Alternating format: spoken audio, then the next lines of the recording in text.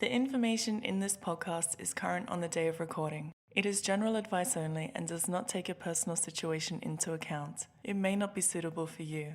Participants in this podcast may also own the stocks discussed. For a full list of current recommendations and stocks owned by staff, members of Intelligent Investor can visit www.intelligentinvestor.com.au.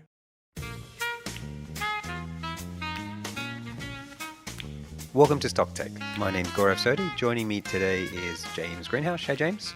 Hello, Gaurav. And also with us is James Carlisle. Good day, James. Good morning. James, we were speaking, a week or so ago, and we were talking about strategies for managing the rout, how to get over the feeling of dread when markets are relentlessly falling. A week later, and I think we're now back in bull territory, the market's just jumped 20% in, 2 weeks or something? It's been a really unexpected rally. What do you think now, guys? Are we still? I mean, I had a buy rule where I was just mindlessly putting money into the market. I've stopped that now because I'm a bit worried about where the market is now. How are you two feeling about how we're going? And are you still nervous, or are you happier now the market has risen? JG, maybe you first. Yeah, it maybe feels a bit fast. The rally feels a bit fast to me, and I still think what I've been saying is I still think there's a lot of capital raisings coming. And the good thing for directors and companies is this makes the ability to raise capital a bit easier because the share prices have bounced back. So I still think there's still a lot of scared companies and directors out there who are going to be thinking, yeah, we're going to use this rally to raise capital because we've been caught a bit short. So I'm still quite. I think the rally is perhaps a bit strange because I think, as I said before last week, maybe that the economic downturn is really the effects are still to play out. So it's quite a big, and it's going to be a very, very big downturn that could have other sort of second order consequences. So I do worry about it, and I probably like you, Gaurav, I've sort of stopped buying in lots of ways. And if you look at a lot of our recommendations, they're, as of today, they're starting to look like they're over our buy prices in many cases. So if the rally keeps going, we're going to start to need to our buy list is going to start contracting again. JC? Yeah, that's as it should be, isn't it? So we've had some opportunities, and there've been some big rallies. In a funny sort of way, the big rallies are always a bit unexpected, aren't they? Almost by definition, because everyone's got that sort of bearish mentality, and then it's sort of someone flicks a switch, and but yeah, I suppose it seems at the moment like it's reflecting a pretty rosy view of what might happen, and I think our market is kind of reflecting what's happening in the other big global markets, and it's in it. But we're in a slightly different position. I mean, they're all sort of reflecting the fact that they're coming into summer, and the cases, they seem to have got through a lot of cases. Or at least they've got started on that sort of route towards what I think the markets are assuming is going to be the herd immunity approach. And they're talking about lockdowns being relaxed in a month or two. Look, it could get a lot worse before it gets better still. So I still think the market's baking in a fairly rosy view of that. But we're in a slightly different position down here because we're coming into winter. And so I don't quite know how that plays on it. It looks like our lockdown may need to be a bit longer, and so I suppose international stocks may be slightly better positioned than the purely domestic sort of consumer focused ones. Are still, I think, it's looking quite difficult for them still. I don't actually understand this rally. It seems to me that the rally is following the course of the virus when it ought to be following the course of the economy. And I would say, even though the virus, the contagion looks a lot better now, in my view, the economy looks way worse now than I would have thought a couple of weeks ago. Well, I think the markets are anticipating that the lockdowns are going to be ending sooner than they had previously thought, and so that seems to me rational. If I don't know. Is it if that's rational? correct, well, whether they're right or not, that's the question. I mean, Well, even whether the listening market's to right about it. all you need to do is listen to the political leaders, and they're all talking about still 3 months, 90 sort of days more to come. Are And they then there talking are about that in the Northern Hemisphere? I don't think. I not in mean, the in Northern Hemisphere, Spain, they're but all, well. here. That's the Yeah, point. I mean, yeah. because so I think we're following the global markets, and a lot of our stocks are, impacted by what's going on in global markets. Mm. So I mean, here, yeah, that's right. I mean, it could be And it's going to be several industries that months. take a lot longer to come back online. I think The Economist wrote about a handful of industries that might take a year, sort of 2 years to come back, and um, they talked about sporting events, casinos, concerts, and big entertainment venues. Things like that, they reckon won't come back for years. And same with international travel. There could be another 12 months, maybe more, before international travel gets freed. So this is Well, yeah, much longer lasting than we may have thought going into it. I think that the international travel is an interesting one because if the playbook in Australia and New Zealand is for eradication, then obviously the only way that can work is if you then keep your international borders locked down. Yeah. So if that is what we're attempting, and if we do achieve it, which I think is a slim possibility, but in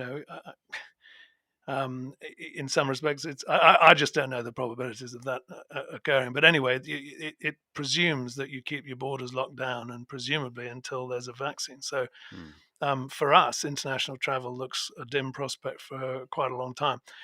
In the northern hemisphere, back in Europe, I imagine they'll be traveling around much sooner Yeah. than that. Yeah. Well, like JG, I'm actually really concerned about the second order effects of all this. We're going to see sort of unemployment in double digits, which we haven't seen for 20 or 30 years. And what does that do in particular? I'm concerned about the property market. That's right. So much of the Australian economy is propped up by this really strong 30-year property bull run. And if that comes to an end, I worry about. Then we can start worrying about the health of the banks. We can start worrying about all sorts of ancillary industries and services, and then you end up with a not just a virus-induced slowdown, but a proper hardcore cyclical slowdown, and that could be enduring, and it would be certainly painful. I think that what you got to differentiate between an economy that can't support jobs and an economy which we're sort of putting into an induced coma, as it were. Yep. Mm. And you know, looking at it optimistically, we're in the latter case. So hopefully, when we sort of come out of that induced coma, the jobs come back because this is an economy, absent the pandemic, this is an economy that can support a lot of jobs. There's a lot of productivity growth and all that. Um, the danger is that if you keep it locked down too long, then those jobs start to disappear. The economy does start to decline, and the induced coma, the organs start to shut down. Sorry to use that, but it gets a bit. The situation is it's much harder to restart the economy if we shut down for 5 6 months than if we shut down for 1 2 3. That's Yeah. my worry. James is exactly right. I think that it's just so. I think everyone, even probably us, a couple of weeks ago, was expecting this sort of V-shaped recovery, Mm. and I think as it's gone on, it's just seemed unlikely that the economy is going to bounce back that quickly, and for a whole lot of reasons, whether that sort of government wants to not be blamed for a second wave or whatever, and it just seems, yeah, that as you say, Gaurav, the risks of the property market contracting could also create these sort of longer term effects. So it's quite worrying. Yeah. The other thing that is certainly happening, we're getting a whole lot of equity raises now, almost on a daily basis. A day doesn't buy without one company or another announcing a significant raise. The terms of these raises are quite different, and it might be worthwhile, gents, to go through um, a capital raising playbook and just to come up with strategies of getting through a whole bunch of capital raises and how we can best exploit some of the good ones. So, JG, we might begin with you. Are capital raisings a problem or are they an opportunity? They're both. I think the problem is for companies that have a lot of debt, or where directors don't have a lot of skin in the game, or where they don't have a lot of liquidity to get through the crisis. They almost become emergency raisings, like we saw with Webjet and Flight Centre, and so you end up having this dilution that means that there's so many more shares on issue that the share prices of $30 for Flight Centre and $14 for Webjet we're never going to see again, because there's so many more shares on issue now. So so it is a problem, but it also can be for both institutional and retail shareholders that there can be opportunities within these capital raisings because they can be at heavy discounts. So if the discounts are at if they're sometimes even when they're only 10 or 15%, if the value is above that, then it's still a good deal. But you can actually, and also capital raising tends to depress share prices, so you can find out you can actually buy into these capital raisings, and then a year or two later, because the crisis has passed, the shares will have recovered a little bit. So they can be both. They're a problem and an opportunity. JC, what are the options available for businesses that need to raise capital? There are lots of different types of ways that they can issue equity. What is most beneficial for a shareholder, and which ones should we be looking out for? Well, the most beneficial for all shareholders, the fairest approach, is the renounceable entitlement issue or rights issue, which is when all shareholders get the right to take part pro rata to their shareholdings. But crucially, and this is the renounceable aspect, is you also, if you don't want to participate, you have the opportunity to renounce your rights or to sell them into the market. So where you have a deeply discounted rights issue, those rights to buy shares at that deep discount have a value themselves, and you can sell them. And that, by selling those rights, you effectively um, uh, get compensated for the amount of any dilution. So if all shareholders dip into their pockets, and the ones who don't want to do that sell the right to do that to the other ones, then that's the fairest outcome. The trouble with that is that there's a period of time required to organize it. And a company that's desperate for the money doesn't necessarily have that time. And also, the share price is moving around during that time. So what companies do is they tend to underwrite. They get a broker to underwrite a particular price, and that they'll take all the shares if the price falls below that. And the danger is that in such volatile markets as this, a lot of brokers aren't willing to underwrite these issues, some of the more volatile stocks, and so they're having to resort to placements, which is where a company just goes to institutional shareholders and says, "Look, here's a bunch of here's a bunch of shares. Give us some money." And private shareholders are kind of cut out of the picture. What you can have in addition to the placement is a share purchase plan, which is where private investors are then offered to buy up to $30,000. It's just been increased $15,000 to $30,000 each. And because that's a fixed amount, depending on the issue, $30,000 could actually see you get more than your fair share. It could actually, in some circumstances, be better for private shareholders. Except that if it's a very desirable issue, then you're likely to be scaled back, and so you're back to where you started. So it's a little bit complicated. You've got rights issues on the one hand, renounceable or non-renounceable, and then on the other hand, you've got placements, which may or may not have a share purchase plan to go alongside them. What we're seeing at the moment, though, which is particularly advantageous, as well as the ability to buy $30,000 worth of stock in a share purchase plan at a potentially discounted level, is the ability in the entitlement issue to also take up more than your allotment. So that's again advantageous. So with Reese, for example, we upgraded Reese yesterday, and they are allowing shareholders to do that as well. So you can apply for more than your allotment at $7.60. So obviously, the more shares you get at $7.60 is pretty good with the share price near $9. So there are ways of of taking advantage of these capital raisings and getting shares at a discounted level. And you can either sell your existing shares on market to take that up, or sell them later on if you're happy to hold a fairly large weighting for a period.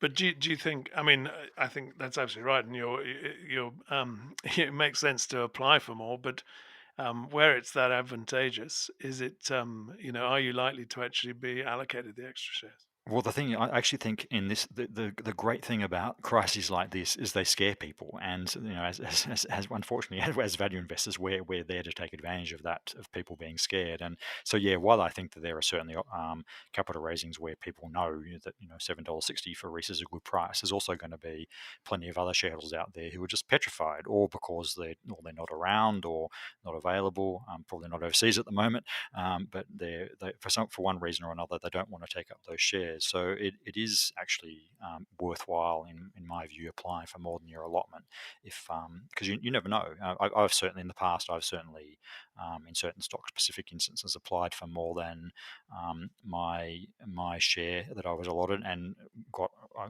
had some fantastic opportunities where I was allotted shares at very, very low prices, and I thought, why isn't everyone doing this?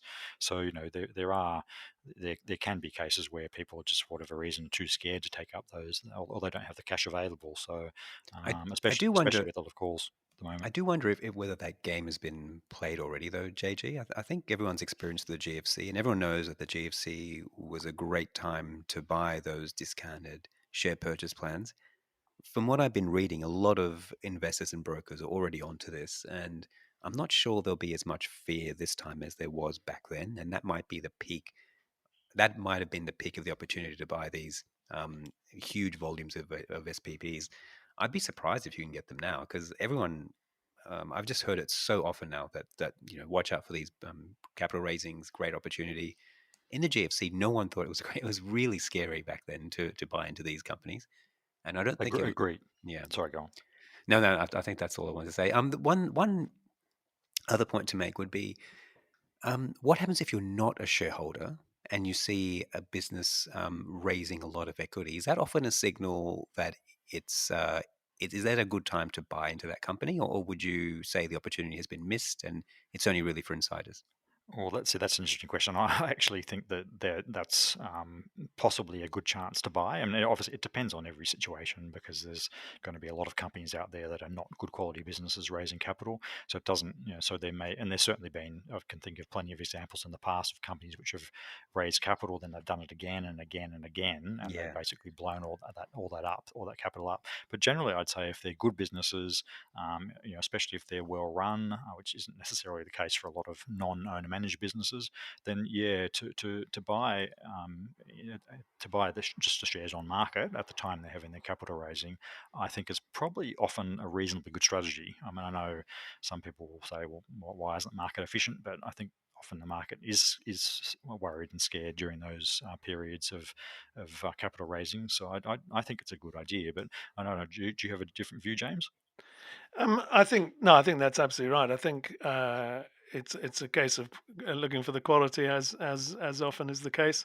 What you don't want to be doing is throwing good money after bad. You want to be looking for good quality businesses that are just got a temporary issue due to the pandemic.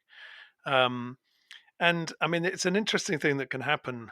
I mean, I hate sort of trying to second guess what the market's doing, but it's an interesting thing with Webjet, for example, which the shares are being offered under the rights issue for 170, and the share price. So the ex rights price, factoring in the dilution, was about 250, and the share price sort of hovering around that point. You could imagine that there would be plenty of shareholders wanting to sell at that price Yes. in order to take up shares in the rights issue, which is non-renounceable. So Hmm. you've kind of got a gun to your head. You've got to take up your shares at 170. So there's going to be plenty of people while the shares are at a. So during the period, and I think there was also this situation also played out with Thorn last year, where the price, was kind of pushed a bit low, I think, during the course of the raising. Then had a sudden bounce. Of course, it's gone terribly, terribly worse since then. But anyway, so I think sometimes there can be a bit of extra selling pressure because people are trying to position themselves to take part in the rights issue. And also, what happens sometimes is that people take up their rights entitlement, or they take up their what they're entitled to in the rights issue, and then they sell on market. And if a lot of people do that, the share price can actually then fall down to that raising price anyway, and that actually takes can take a couple of weeks, maybe even a month or so for that to happen. But I've seen that happen a lot. And if people don't want to increase their exposure to a company, that's one way of profiting from the share purchase plan. But I think if people are not wanting to increase their exposure, then the tendency is going to be to want to sell before exercising the rights, rather, because you then if you sell Yes. after exercising your rights, then you're you've got potentially double your holding for a period of For a while. time, Mm-hmm. which is a bit scary. So you and this is all subject to tax as well, of course. So It's amazing how often it does happen, though. How often a raising price ends up being the share price a little bit down the road. Well, Uh, I think we've seen that not as much this time, and I'm wondering why that is. I think as the sort of capital raisings roll on, where they might get a bit more fatigue and capital gets a bit scarcer because people have already given their companies a whole lot of money. And so I wonder whether that, because certainly so far we haven't really seen most of the capital raisings that have been done so far. They've sort of approached sometimes got near the share price, but they never, sorry, the entitlement price, but they've never actually got that close to it. And a lot of them have actually risen quite significantly since. But I wonder, as time goes on, whether scarce capital means that will happen more often. and how do you decide which ones are the best? Everyone's got a limited pool of money to allocate to some of these raisings, and there's an awful lot of them. There'll be more to come. Do you go for the best deal at the time? Do you just go for your favorite companies, or do you go for the ones that don't need capital, the ones that desperately need capital? JG, what's your strategy at the moment? Yeah, I think this is I think what I was saying last time was try and be flexible, and to me this is part of being flexible during this period. And this won't apply to everyone because everyone has different circumstances. But yeah, I've changed my strategy a little bit during this period. Is that I'm going for um, probably buying more of the companies that need capital because I think there's going to be some capital raisings coming. So I think, as I mentioned, I bought some Tabcorp last time. I've got a few more things on my list. I mean, even James Hardie, which we'll get to soon. I don't own a stake in that yet, but I might buy some soon because I think that even for James Hardie, there might be a chance of getting some stocks at a discounted price. So yeah, so you can. There is the chance to actually buy into some of these businesses that need, or good businesses that you think might need capital. But for me, it's less about. I know, and again, I know some of the other analysts are more into the sort of flipping and the quick flipping of the capital raisings. But for me, it's more about buying the businesses that are really struggling during this period that I want to then hold for Mm. decades, because that's really my strategy. JC? well, I think if we're talking about stocks in your portfolio, which you're by definition they're happy to hold, it really just comes down to which are offering the biggest discounts. You've got to participate in those, and potentially sell on market to to then fine tune where you want your weighting to be. But Mm. you're passing up. If there's a share price at $1 and a share price at $3 and they're raising money at $2, then you're giving a lot away if you don't participate. So whereas if there's a share price at $3 and they're raising money at 2.90, well, maybe it's not worth the capital gains tax or the costs or whatever, in terms of selling and rebuying and doing all that sort of thing. JC, would you rather, for example, have a go at something like Cochlear or NextDC that doesn't really need the capital and the discount is quite small, but the quality of the business is very high? Or would you rather pursue maybe a Webjet or a Flight Centre where the discount's enormous, the risk is greater, and the quality of the business isn't quite as good? How would you compare those two Is this strategies? assuming they're in my portfolio? Yes, assuming they're in your portfolio, yeah. Well, as I say, it just comes down to the discount, Okay, and so you whether just go for the if best price. Okay. yeah, and look, and you ought to find some way of participating in all of them, really, where there's a decent discount. Yep. Sell your You organs, know, sell your blood, sell your children. well, no, but you can sell the stocks themselves. So Or you can do that if you want to. But I'd so, rather so sell the children. yeah, I'll keep my organs, thanks. But they you can sell the stocks themselves. Again, I've got to say, subject to costs and tax, and we can't make comments on those things. But Mhm. but you can find the money within your portfolio to participate. And look, some people like to position themselves beforehand to do that. But I think you can do that, on spec, as it were. It depends a bit on your portfolio. If you've got a portfolio full of things which are going to be raising money, then that might be more difficult. I mean, I tend to sort of avoid much debt, so I'm, touch wood, not too badly positioned in terms of that. I do like the opportunity where there's a decent business that's been poorly financed, and the raising is a chance just to fix that financing. I think after that, I mean, Transurban comes to mind a little bit. It's not Transurban, Trans-Pacific.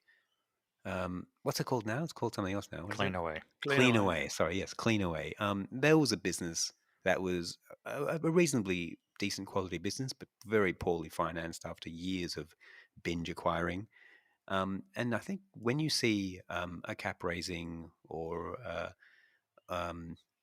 some sort of debt clearance going on there, that's often a good opportunity. And I'm thinking of Oil Search now. I think there's a fundamentally decent asset there that's been carrying too much debt, and you might get a chance. The oil price is just all over the place, so maybe that's not a good example. But there's a reasonable little opportunity sitting there, although it's extremely high risk, which is why we're not recommending it for everyone. I think that can be the case, but at the same time, you've got to wonder why companies have debt, and frequently it's because they've been pouring money. They're capital intensive businesses, and they've been absorbing capital over the years, and so sometimes when that debt gets refinanced, I mean, I suppose this is your point. If it's a quality asset, then hopefully it hasn't been gobbling up capital over the years. But Yeah. Or that's really the distinction that needs to be made, isn't it? and like there are businesses that require capital that are still high quality. And I'm thinking along infrastructure lines here. So something like Transurban or a Sydney Airport. So to me, Sydney Airport's a great example. I think that the capital structure is wrong for Sydney Airport. I think it's just carrying too much debt in that structure, and they're doing it to get cute with their tax. And if an owner was operating that business, I think they'd structure that capital in a very different way. And I think now will be a time where they look at that capital structure and the equity raising that's coming, and it is coming, might be the time to correct that. And that for me would be a great signal to go in and start buying. Well, it's unfortunate, isn't it, that the rules and regulations incentivize different capital structures, isn't it? Because I wonder, why why anything really needs much debt. But you could just, I mean, if you uh, happy to settle for slightly lower returns but much lower risk, then Hmm. that's fine, and everyone um, can fine tune their own situation as they wish. Now, it might be good to finish this section off with a bit of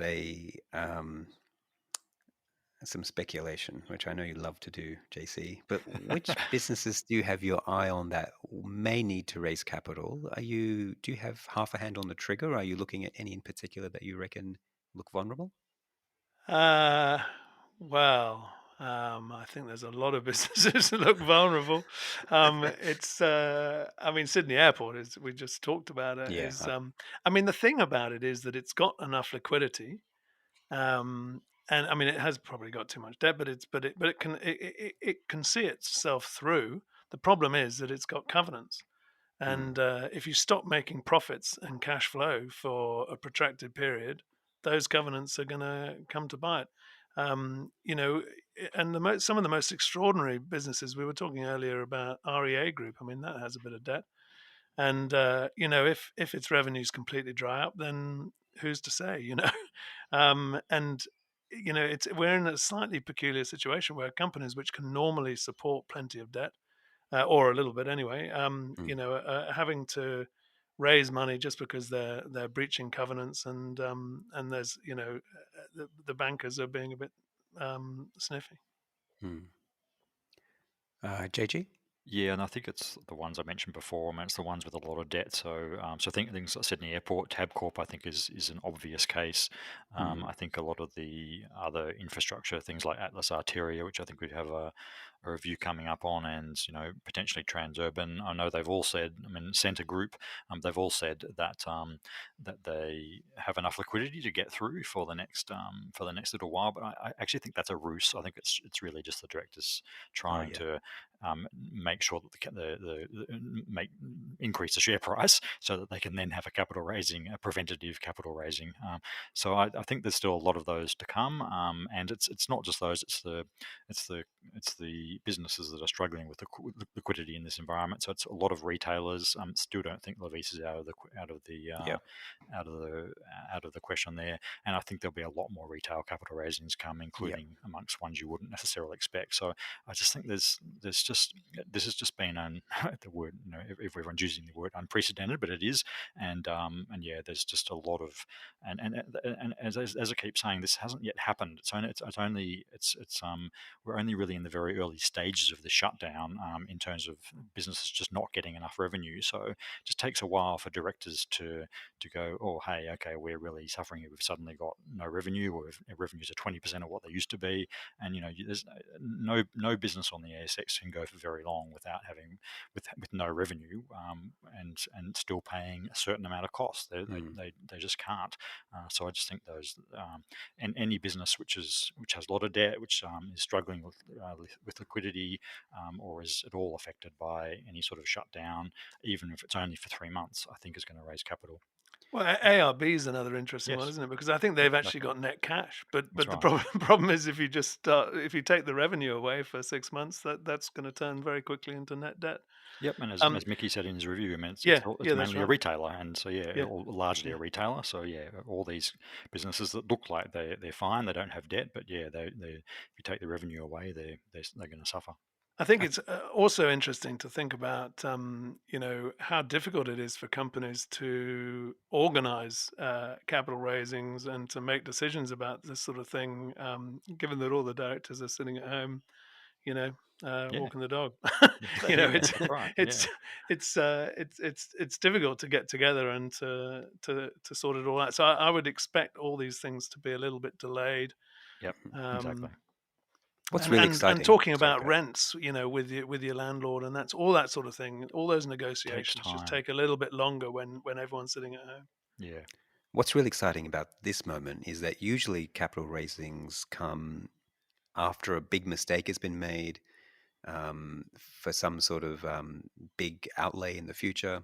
It usually comes with risk or with lower quality or capital intensive businesses. And now I just think everyone is going to raise capital. I think Seek is a really high yep, chance of raising capital. I agree. These Six going to great raise assets. capital. Transurban is going to raise capital. The two Yeah, casinos, which are good assets, they're going to raise capital. yep, Tabcorp is 100% going to raise capital. yep, Centre Group, great asset, going to raise capital.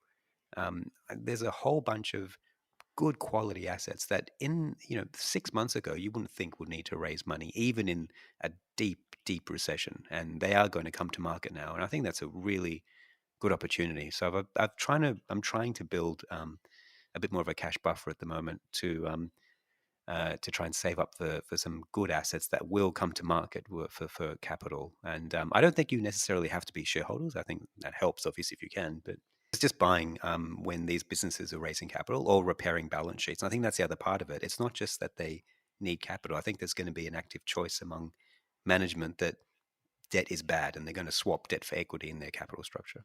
So the one thing I'd say is you have to be slightly careful with that because, and Auckland Airport is the perfect example of why. Because so I bought that and Sydney Airport a few weeks back, and I decided that having both of them was foolish. So I made the decision to sell the Auckland Airport, and I sold it the day before the capital Ah, raising was announced. And mm, I patted myself on the back. I said to myself, before the market opened, oh, well done for getting out of that.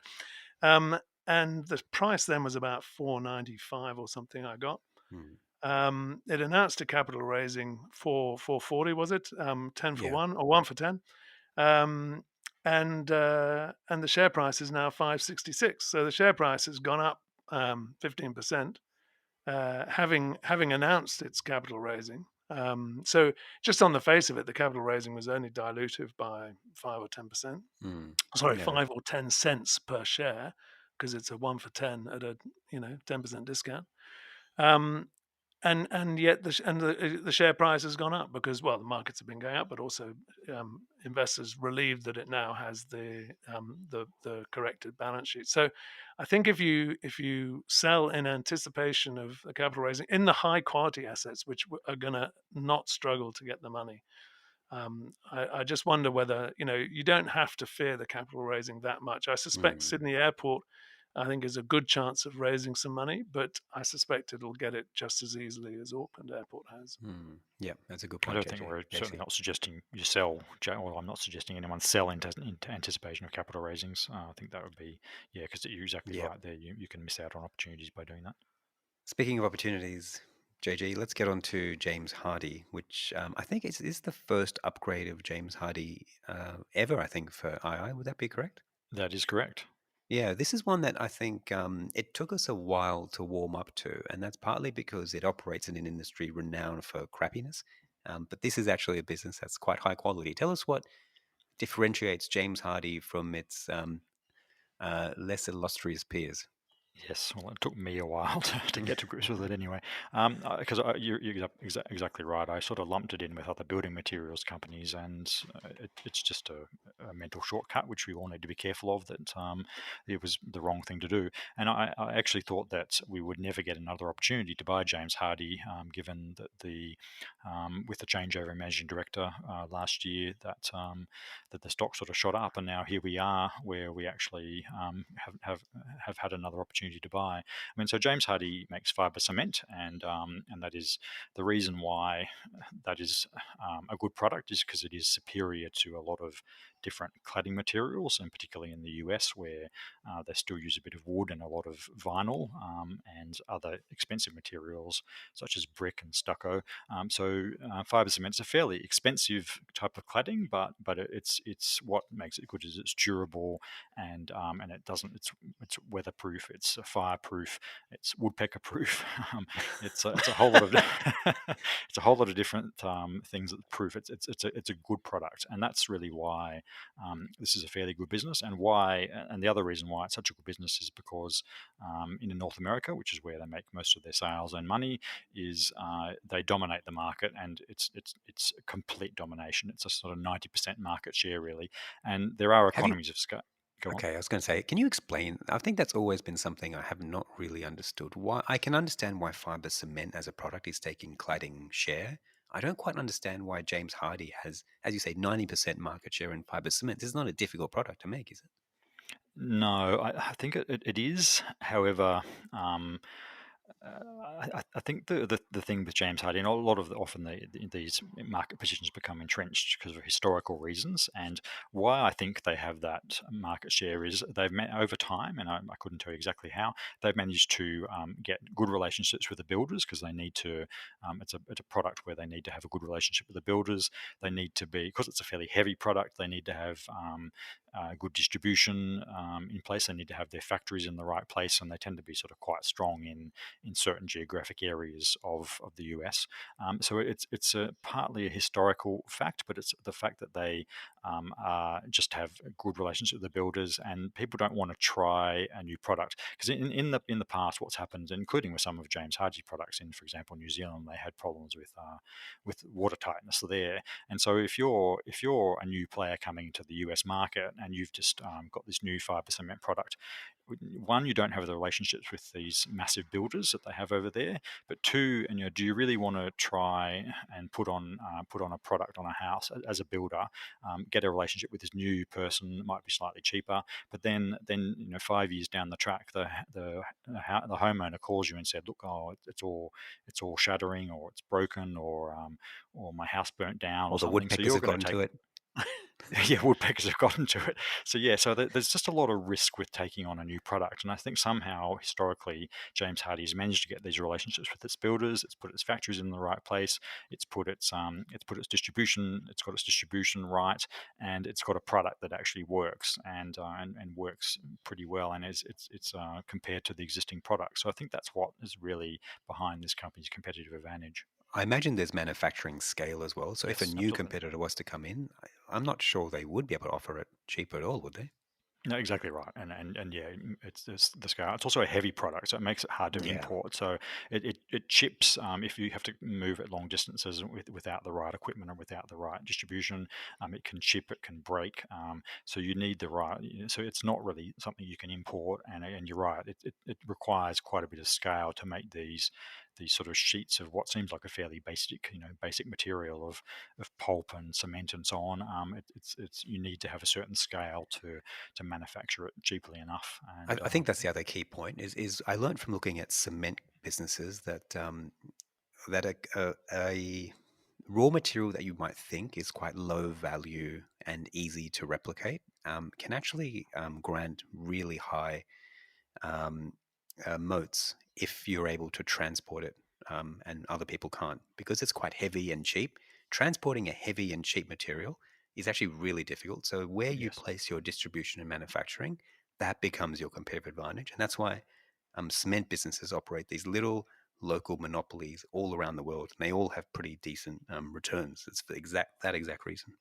yes, that's right, exactly So, right. JG, we've established that this is a better than average business. It's delivered really strong returns on capital over a long period of time, but it's also a cyclical one, and we're heading into some pretty dire headwinds in the US. I would have thought, is this really the time to be buying James Hardie? Yes, I think it's a fantastic question, and you can always try and finesse it. And so we could think, okay, well, maybe we should wait a year and see how bad the U.S. recession is. But as we all know, buying stocks is about pricing, about buying at the right price, and we know that not we want to anchor on the recent price, but in February, James Hardie was over $32. We managed to upgrade it. It's not far above above $17. It's a little bit over that now, unfortunately. But so, you can finesse it too much because we don't actually know how far profits are going to fall in the US recession, and clearly profits are going to fall for James Hardie. But I mean, based on the numbers I did, I mean, even if you see a sort of 30% decline in earnings, it still doesn't look expensive. I mean, for this sort of business, it should trade on a reasonably high multiple given the growth potential and the market dominance. And I just think that a $17 price, even with a recession coming, is a pretty good deal. And there's still a lot of optionality with the European business they recently bought that could end up doing quite well. So yeah, I'm pretty comfortable with the fact that we're buying it sort of in the before a recession's even begun. But that's just a function of the fact the price is just so much cheaper now. Hmm. I guess everyone has questions about the asbestos litigation, and you're probably tired of answering them. But how about we do that one more time? um, I mean, there's going to be a certain number of people for whom James Hardie, uh, its past manufacture of asbestos is a deal breaker, and the reality is that the asbestos liabilities are a known unknown. We can't completely be sure that James Hardie will never be liable again for any third wave of asbestos liabilities. But what I think it's important to realize is, as a shareholder, and I know, certainly in the past, this company has had a pretty dodgy period. It's had some pretty dodgy directors. But one thing that really reassures me, and I have quite an ethical bent to my investing, but I would still buy James Hardie, and the reason why is because when Louis Gries, the former managing director, came in the mid 2000s, he set up this or helped facilitate, I suppose, and he regards as one of his best achievements, is to put in place this facility to compensate victims. And this is quite unusual around the world. I mean, a lot of companies in the US, for example, went bankrupt to avoid their liabilities to victims.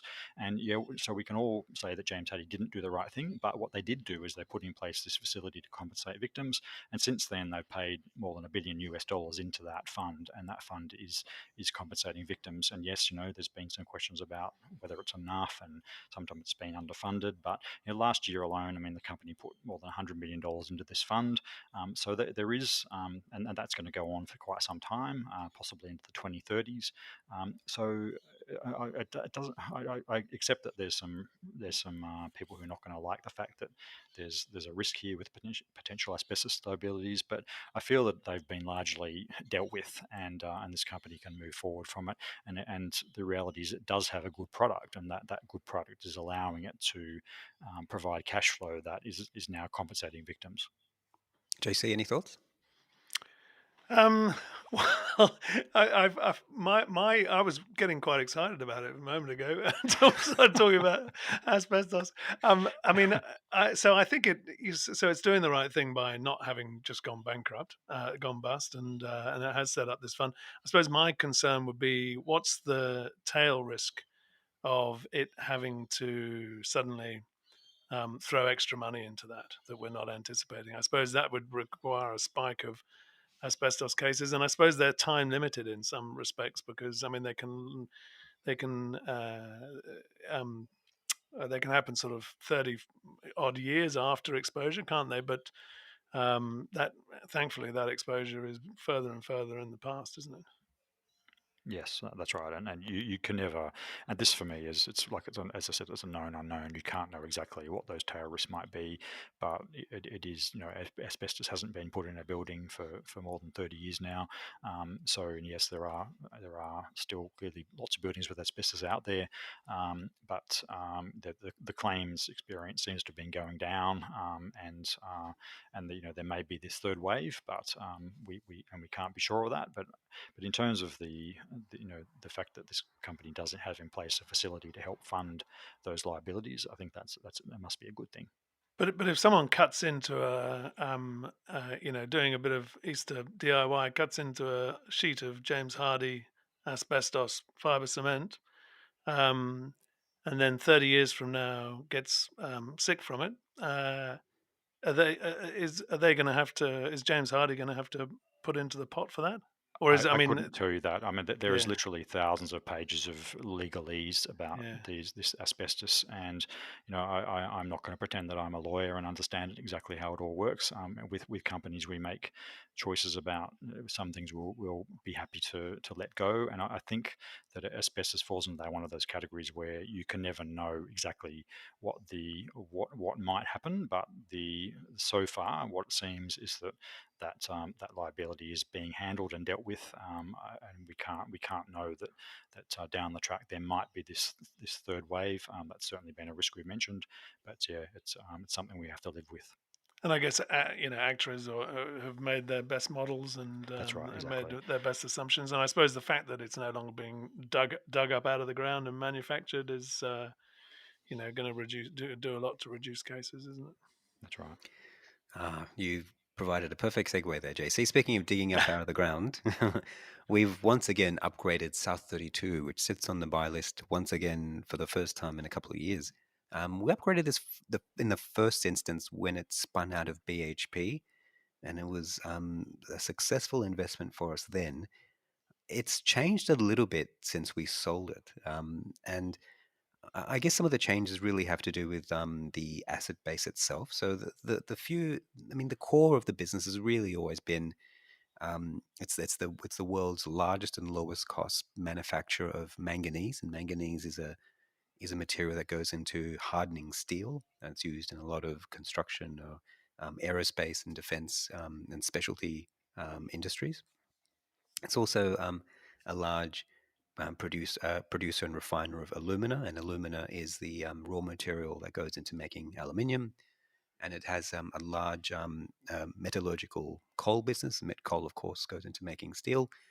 And it's also got a couple of base metal mines around the world. But the large part of South 32 is really manganese, alumina, and some aluminium. And those three things contribute most of its profit and asset base.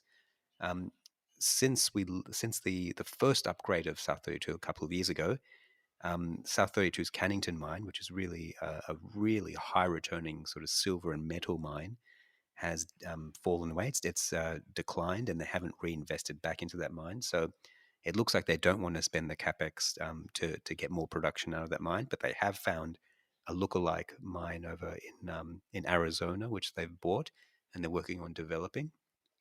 And they've sold a lot of their South African operations as well. And I think that's a good thing. So the South African coal exposure and some South African refineries have been sold. So the asset base is maybe a little bit lighter on production assets and heavier on development assets. And that means that there is going to be a little bit of capex to spend. So the fact that South32 is in a, they hold $400 or $500 million in net cash. I wouldn't say that that's earmarked to be returned back to shareholders. I think they're going to need to spend a bit on capex over the next few years. But you look at the stuff that they're developing, and they should get relatively good returns on that. And I think the other attraction of South32 really is that it's a collection of okay quality assets, probably average to slightly above average assets that we're buying at half tangible asset value at the moment. It's a really attractive price for what is a really well managed and decent quality portfolio of mining assets. So, I think Gaurav, yeah, so when we bought it before, it was bought at a discount to assets, was it? yes, it was bought at a. I think we first bought it at a 20% discount to assets, and we And it's rapidly that fell from there. And it's that way again. So I mean, I suppose for me, and this is you've said very interesting in your article. You tried to convince me to buy a resource stock one day, and for me, I would go. I think you might get to this. Is I'd be far more interested in Rio rather than this sort of grab bag of slightly weird assets that is Yeah, South32, and that sort of worries me. Is it seems that, and some people can do this, is you can just sort of buy when it's on a cyclical downturn, and then sell when it has a cyclical upturn. But to me, it's sort of not, doesn't really fit in my sort of, buying at a sort of discount and then selling at a premium. It's all very hard to do, and I think a little bit. And yeah, and you have these situations where the assets change over time; they become more capital intensive, or management changes, and suddenly they'll go and buy something. So that sort of worries me about South32. So you're comfortable with all those things, are you? yeah, uh, they've sat on a good cash position for a long time, and they've deployed that cash very slowly and carefully. They've only made really two acquisitions, and both of them are quite significant, but they're also quite cheap as well. So they bought a really large lookalike of Cannington, which could be a multi-billion-dollar mine, and they're developing that now, and they'll have more information about that in a few months, which I'll cover off when they do. And similarly, they're also bought a separate mine down in South America as well, which looks reasonably good as well. You're right that it doesn't have the the top tier assets that a BHP and Rio does, but very few miners really have those. I think what it does have is just decent assets that are well managed.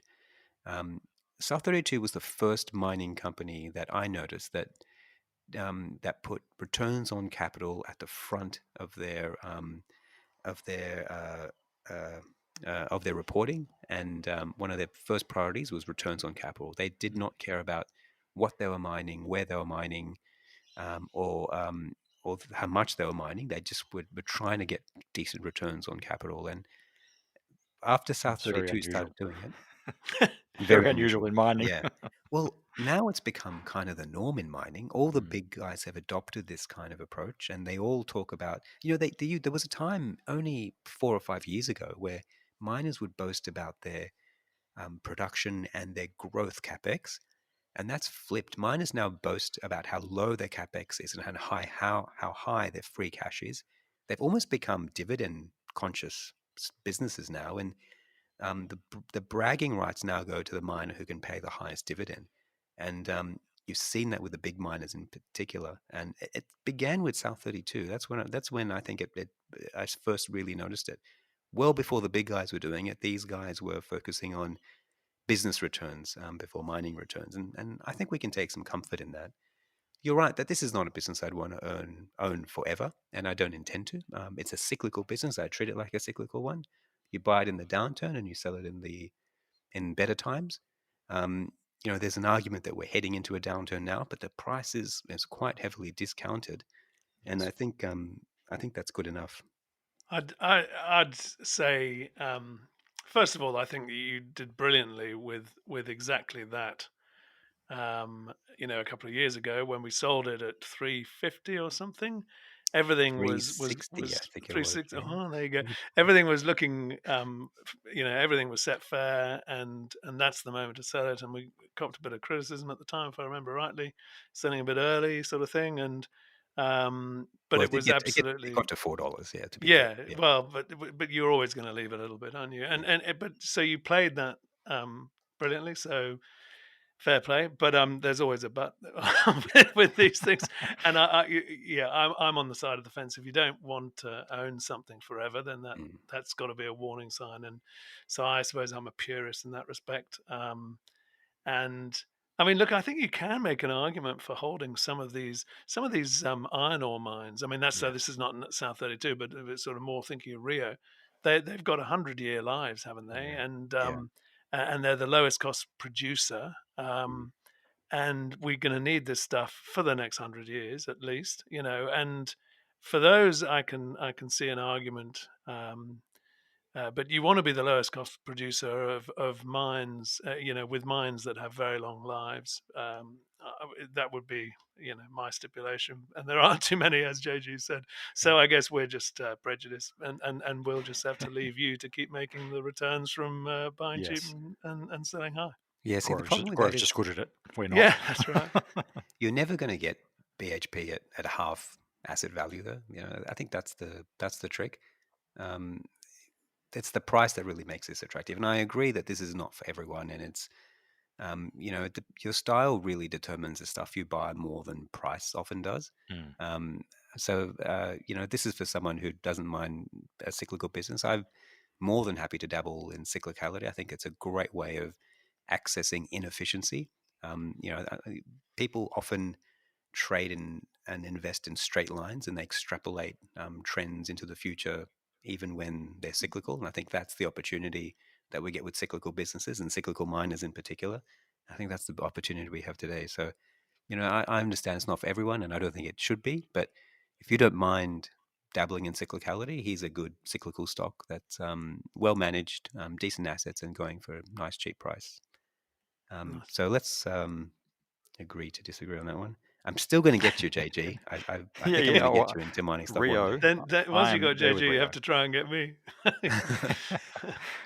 I thought I'd get you with mineral resources. Actually, I was really surprised. You said no to that one, Well, I but didn't. Well, I'm not sure. I said. Well, yeah, I maybe said not at that price, but yeah, I know I can see a case. But it's just whenever they're down, something else is going to be down as well. So it never yeah, there's always an alternative opportunity, isn't there? yeah.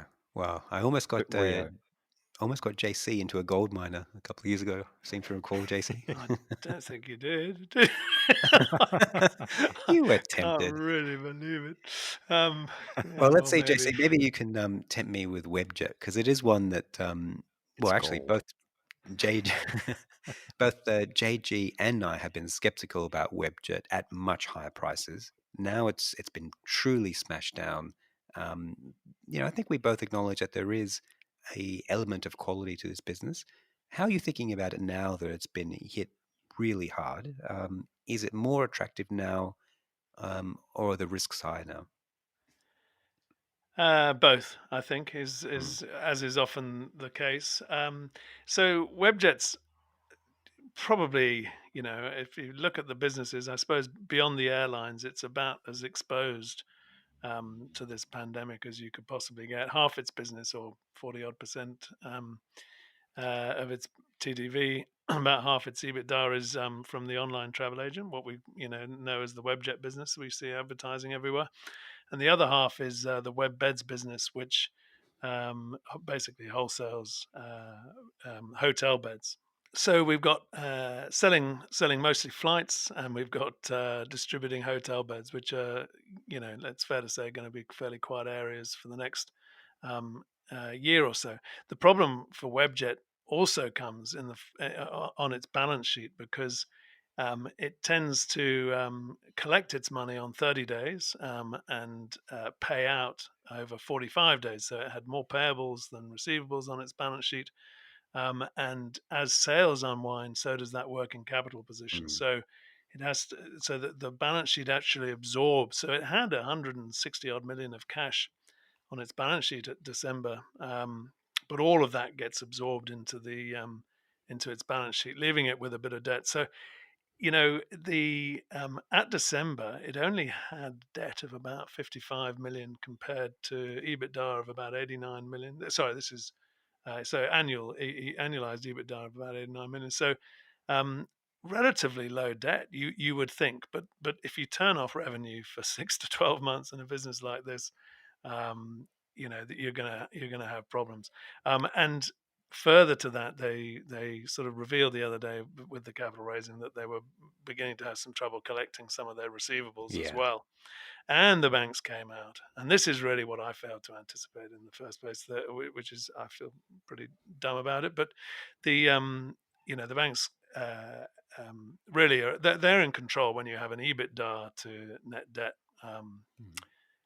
covenant, and if your EBITDA disappears, then the banks get to tell you what to do, which What's is what really they did. interesting And about this particular so, go ahead, business, yeah, this negative working capital phenomena, this really, I find this quite interesting because Mm. this is a key positive. I mean, when we come across a business that has negative working capital, it means it can grow without injecting its own capital, typically, and it can accelerate growth rates. It never really occurred to me before that it operates in reverse. I don't think I've ever really seen it operate in reverse because you don't see no, periods where revenue no. suddenly stops. I mean, it's an extraordinary thing, isn't it? And Yeah, and I think you have to figure. I mean, the pandemic didn't come out of nowhere. Pandemics are a fact of life, have been for a long time. I think what has, well, for me anyway, what I failed to anticipate was that we'd go shutting down economies for yeah. protracted periods of time. The idea of businesses like this, I mean, you could have looked at Webjet's balance sheet in December and said, "Oh, that looks pretty fine. It has cash enough to cover its working capital position." But I mean, as you say, you wouldn't really have been thinking about that. Yeah, yeah. Analysts weren't even thinking about that in February when it reported its results. Mm. The lockdowns came after, and very quickly people did start thinking about it. Even I started thinking about it, but still didn't get over the line. I saw that it had 100 million left, And then can you and that just would. explain Sorry. the receivable, why that's being impaired as well, the receivables book? Well, because that's travel agents going bust, Yeah, really, yeah. and so I mean, within a month, I mean, what I had understood from the company was that they'd tightened up their criteria for the receivables book and stopped doing business with travel agents that they regarded as at risk. And you would think that would flow through quite quickly because it's 30 days to collect, but yeah, clearly didn't, hasn't flowed through as effectively as they'd hoped. Mm. Plus, the banks are now saying they want $100 million of liquidity Mhm. at all times. Is that So because all people of can this. cancel their trips and demand deposits be returned and that sort of thing? Is that the reason why? No, no, no. It's simply the fact that when you check into a hotel, that's when the Webbeds business Mm. books the revenue, Mm. and it is then owed a receivable, and it has to pay the hotel on 45. So it's owed the receivable by the travel agent on 30 days, and it has to pay the receivable over 45 days. So it all is after the revenue is booked. It's not for bookings. Um, so I can't remember where we were at. Sorry. So does that mean, James, that following this capital raising, are you happy with the capital position now? Do you think they will need to come back to market again? Because this is, as you say, this is really in the eye of the storm. Probably no business has been heavier hit. Well, maybe the airlines. Airlines Um, a bit about it. yeah. Yeah, that's right. Well, and some retailers probably. But Yes. look, whether it has to come back depends. So they've waived the covenants now. The EBITDA to net debt covenants have been waived for June and December, but the EBITDA to net debt covenant still stands for next June, June 21, and that'll be based on the preceding 4 months EBITDA. So they've got enough cash now to see it through. So in terms of having enough cash to see them through, they're fine until March next year. But will they Uh, actually get? I think one of the things I've always been concerned about is directors never want to see it get too bad. So if well, if if, if they buy if they're in sort of November this year and there's still no revenue coming in, it's quite likely they'll raise more capital well, then. that's right. So Yeah, what I'm saying is they've got enough cash. Cash is not the problem. yeah, yeah. The Okay, problem is that come March next year, they've actually got to start making some sensible EBITDA, yeah. because otherwise they're going to be breaching that come June. And as you say, they'll make a judgment later on this year. Yeah. Whether that's likely to happen based on whether um, restrictions are being lifted and that kind of thing. Now, I'm actually reasonably comfortable with that. I mean, this is why we've got a speculative buy on it rather than a flat out buy, and why we recommend. Not sure what the portfolio weighting limit is, but it's probably 3 or 4%. Um, and there are risks, no doubt, but it's quite well diversified. So outside of the Webjet travel agent business, which is about 40% of the transaction value. That's the other 60 odd percent, which is Webjets, is spread. So about half of that is Europe, and about a quarter would be Middle East and Africa, and about the other quarter is then Asia Pacific and Americas. So it's reasonably well spread geographically. So when the rest of the world, my feeling is that by March next year, people are going to be staying in hotels in Europe, um, and probably North America as well. So I'm reasonably confident, and but it's undoubtedly a risk. Is there any scope for, there's two parts of this business, the web beds and the internet business. Is there a scope to split that out or to separate the company, maybe take it over? I mean, the web beds business is quite a strategic, as I think it's number two in the industry. How do you think this business looks 12 months from now? Do you think it stays the same? Well, I wonder if anyone's going to be. I don't suppose they'll be trying to sell it right now. I'm not sure there's too many buyers Yeah, willing yeah. to buy it right now. So I think 12 months, it probably still looks the same. I think that down the track, there's plenty of reason to separate them. The travel agent business, we're sort of assuming. I mean, the problem with that is that it does seem to overearn. We've been, that was, I think, yours and JG's primary concern with the business, has been, and in fact, I wrote an article 7 or 8 years ago saying pretty much the same thing. It just has always looked like it has Mm, overearned. It keeps doing it, but it makes one worried. Um, and so we're sort of penciling in not much growth for that side of the business. And I would not mind in the least if someone wanted to take it off their hands. mm, Um, uh, the web beds business is what's appealing, and that had been growing quite rapidly. Um, in the sort of high teens percent, and I think that can sort of carry on when the dust settles. In fact, when the dust settles, they might even be in a stronger position because some of the sort of smaller competitors mm. might have, fallen by the wayside. I mean, just by comparison, so hotel beds, the major competitor, that has a market share of about 13, 14%, I think. Web beds is sort of 4 or 5%, and then there's a host of sort of also rans with 1%. Um, and I think that they'll be hopefully.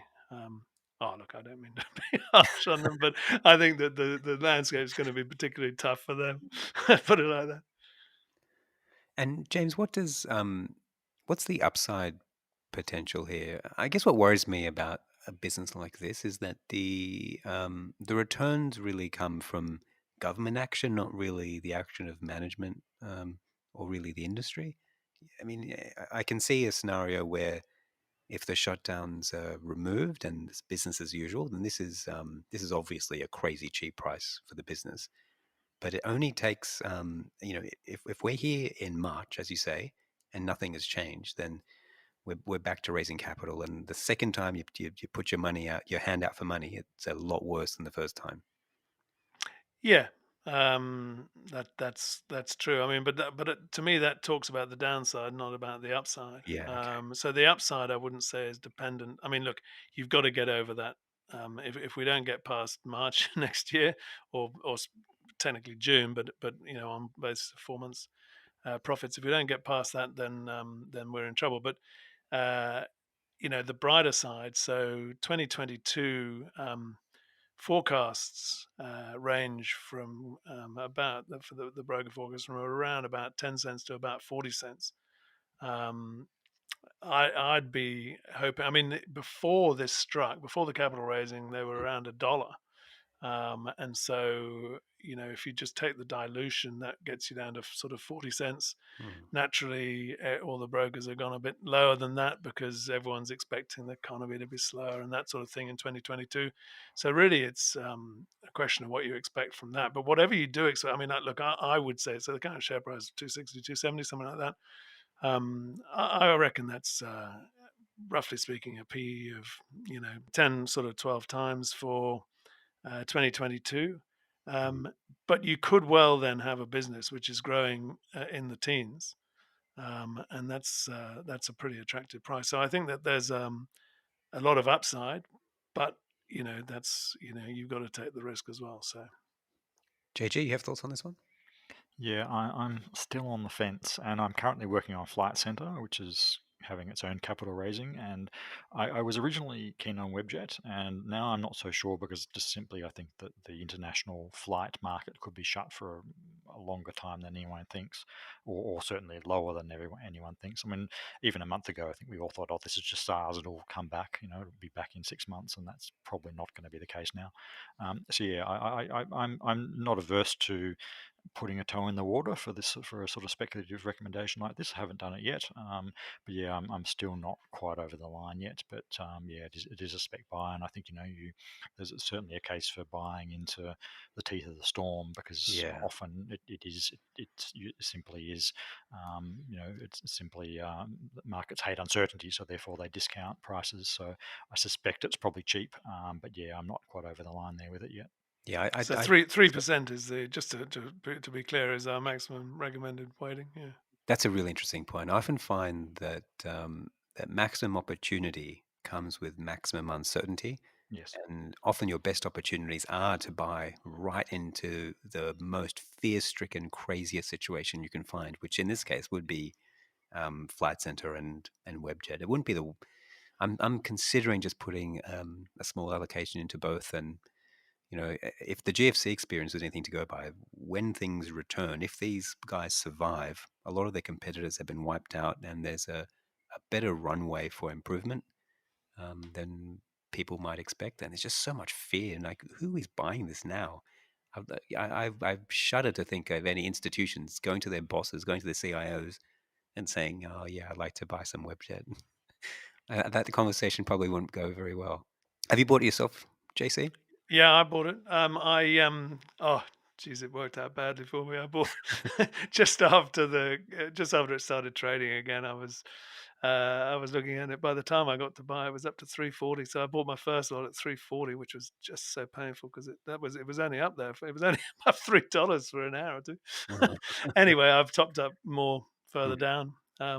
Strictly sticking to the 3% maximum recommended weighting. Of course you have, yes. Yeah, no.